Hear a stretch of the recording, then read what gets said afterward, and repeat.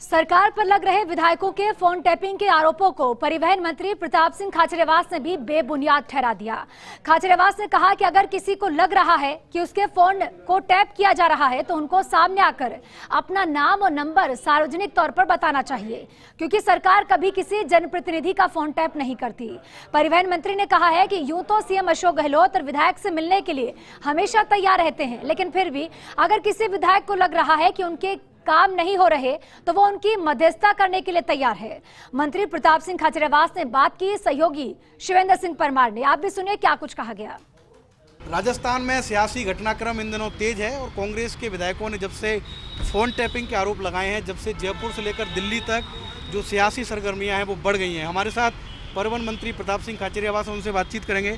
Sir, गंभीर आरोप लगे हैं सरकार पर और कांग्रेस के विधायक कह रहे हैं कि सरकार उनके फोन टैप करा रही है। देखिए, फ़ोन टेप करने की परंपरा राजस्थान में नहीं है, फ़ोन टेपिंग होती भी नहीं है। मान लो मैं यदि ये कहता हूँ कि मेरा फ़ोन तो टेप नहीं हो रहा, इन 4 आदमियों का हो रहा है, उन 4 आदमियों का नाम बताना चाहिए, सामने लानी चाहिए सच्चाई। मुख्यमंत्री अशोक गहलोत जी ने विधानसभा में ये कहा था कि फ़ोन टेप नहीं होते हैं। डिस्कस विधानसभा में बहुत लंबा हो चुका है। अब दिक्कत यह है कि हम कोई भी बयान दे, चाहे वो बीजेपी का व्यक्ति हो चाहे कांग्रेस का हो, तो हमें तथ्यों के साथ बोलना चाहिए। ये मामला गंभीर है, बाकी तो पॉलिटिकल इश्यूज होते हैं। मेरा ये मानना है कि हम इस तरह का बयान से हमें बचना चाहिए जिससे हमारी गंभीरता का पता चलता। मैं तो हमेशा सबसे कहता हूँ कि मेरा किसी से कोई नाराज़गी नहीं है, लेकिन ये बयान बड़ा अजीब सा है, क्योंकि फ़ोन टेपिंग जैसी तो कोई स्थिति नहीं है, ज़रूरत ही नहीं है। ये कोरोना संकट में लोगों ने मौत से जंग लड़ी है और मौत की जंग के बाद राजस्थान स्टेट ने जो काम किया वो तो पूरा देश मानता है। अभी अनाथ बच्चों के लिए जो पैकेज आया, जो चीफ मिनिस्टर गहलोत साहब ने जारी किया है, वो तो देश में एक मॉडल बन गया।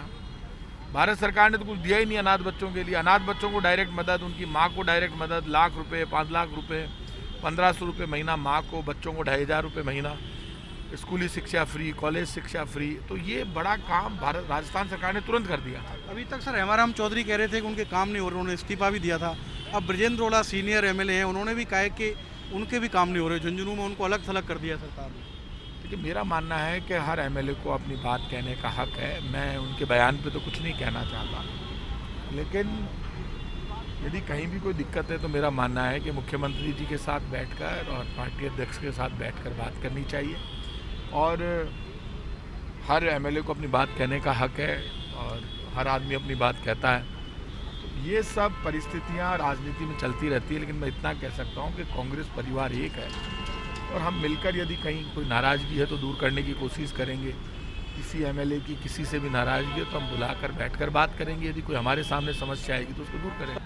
तो ये हैं परिवहन मंत्री प्रताप सिंह खाचरियावास, जिन्होंने सरकार पर लग रहे फ़ोन टैपिंग के आरोपों को बेबुनियाद बताया है। उन्होंने कहा है कि अगर इस तरह की किसी के पास कोई शिकायत है तो उनको नाम लेकर कहना चाहिए कि फ़लाने विधायक के फ़ोन टैप हो रहे हैं। उन्होंने यह भी कहा है कि अगर किसी विधायक को उनकी मध्यस्थता की ज़रूरत है तो वो खुद उस विधायक के साथ मुख्यमंत्री गहलोत के पास जाने को तैयार हैं। अशोक गहलोत सरकार पर कोई खतरा नहीं है और तमाम गतिरोधों के बावजूद गहलोत सरकार 5 साल का कार्यकाल राजस्थान में पूरा करेगी। कैमरामैन घनश्याम के साथ Shivendra Pratap Singh Parmar, first India news.